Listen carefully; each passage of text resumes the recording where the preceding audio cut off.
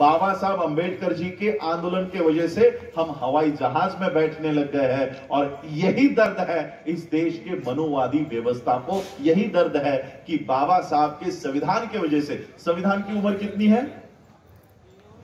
संविधान लागू होकर कितने साल हुए हैं? 1950 में लागू हुआ, आज 2022 है, 72 इयर्स का ही संविधान है। अब संविधान लागू होते ही हम लोग नौकरी को लग गए थे क्या? लगे थे क्या? 1950 में संविधान लागू हो गया 26 जनवरी को। क्या उसी 26 जनवरी को हमको नौकरी मिल गई क्या?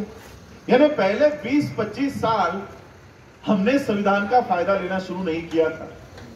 यानी एक्चुअल संविधान हम लोगों ने कब से इस्तेमाल शुरू किया है? सिर्फ 50 साल।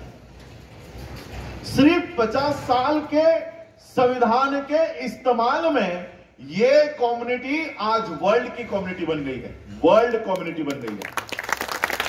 ये जो लोग, आप लोग यहां बैठे हो, 1950 से पहले आपका कोई राशन कार्ड बना रहा था क्या? कोई बन रहा था राशन कार्ड? आपको तो इंसान मानने को तैयार नहीं थे। गांधी के नजर में आप कौन हो पता है? क्या गांधी आपको क्या नाम से बुलाता था? हरिजन का अर्थ क्या है? हरि के जन। हरि कौन? विष्णु। और हरि के जन का मतलब क्या है? विष्णु की नाजायज औलाद है। ये गांधी के राइटिंग एंड स्पीचेस में हरिजन का डेफिनेशन है। यानी हम सब कौन है? हरि के नाजायज औलादे। इंसान है हम? नहीं। हमें इंसान तक मानने को तैयार नहीं थे। जब इंसान ही नहीं है तो आपके राशन कार्ड कौन बनाएगा? 1950 में संविधान लागू हुआ और आर्टिकल 13 बाबा साहब ने 2500 साल की मनु का कानून है। मनुस्मृति का मतलब क्या है? मनु का कानून। मनु का कानून यानी मनु का संविधान। मनु का संविधान इस देश में 2500 साल से चल रहा था। 2500 साल से। बाबा साहब का संविधान 72 इयर्स से। कहां 2500 साल, कहां 72 इयर्स? कंपैरिजन हो सकती है क्या?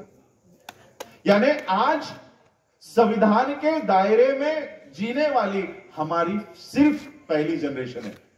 फर्स्ट जनरेशन है, सेकेंड तो अभी एंट्री कर रही है। ये जो बच्चे पीछे खड़े हैं ना, अभी भी इन्होंने संविधान का इस्तेमाल करना शुरू नहीं किया है। किया है क्या संविधान के आर्टिकल 21 का इस्तेमाल?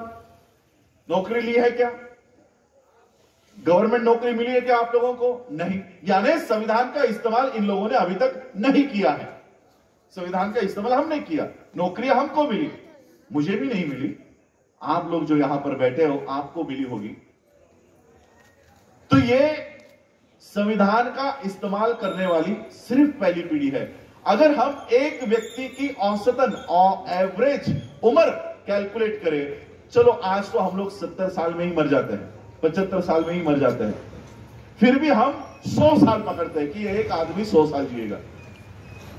तो संविधान में अगर हम अपने आप को गिने तो हम सिर्फ 50 साल ही जिए हैं। और अगर मनु के कानून में हम अपने आप को गिने तो हम अगर 100 साल की उम्र हमें मिलती, 2500 साल डिवाइड बाय 100 इयर्स, यानी 25 पीढ़ियां हमारी मनु के कानून में गुलाम थी। कितनी? 25 पीढ़ियां। गुरु नानक, संत कबीर, गुरु रविदास जी, ये कौन है? ये वही मनु के कानून के खिलाफ लड़ने वाले लोग हैं। अगर गुरु रविदास जी ये कहते कि ऐसा चाहूं राज में कि जहां मिले सबन को अन्न, छोटा बड़ा सम बैठे रही गुरु रविदास प्रसन्न, ये बात गुरु रविदास क्यों कहते हैं? क्योंकि कोई तो असमानता कर रहा है देश में। असमानता है इसलिए तो समानता की बात कर हो रही है ना। ऐसा चाहूं राज में कि जहां मिले सबन को अन्न, यानी सबको अन्न नहीं मिल रहा था। मिल रहा था क्या? यही वो लोग हैं जो मनु के कानून के खिलाफ लड़ रहे थे। सिखिज्म इस देश में क्यों निर्माण हुआ? अगर मनु का धर्म इस देश में है तो सिखों को अलग धर्म बनाने की जरूरत थी क्या? नहीं।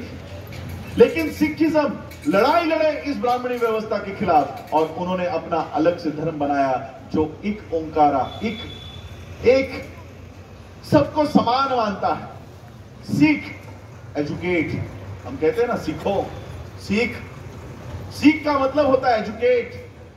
गुरु नानक हो, गुरु रविदास हो, संत कबीर हो, इनकी टीचिंग एजुकेशन थी। एजुकेट करो लोगों को एजुकेट करो। 25 पीढ़ियां हमारी मनु के कानून में थी और अब हमारी एक पीढ़ी भी पूरी नहीं हुई। इन मनु के व्यवस्था के लोगों को लगने लगा कि 50 साल में ही ये लोग हमारे सर के ऊपर आकर बैठने लगे हैं। इनको जहां से ताकत मिल रही है वो ताकत देने वाला ग्रंथ खत्म किया जाए। संविधान खत्म हो रहा है।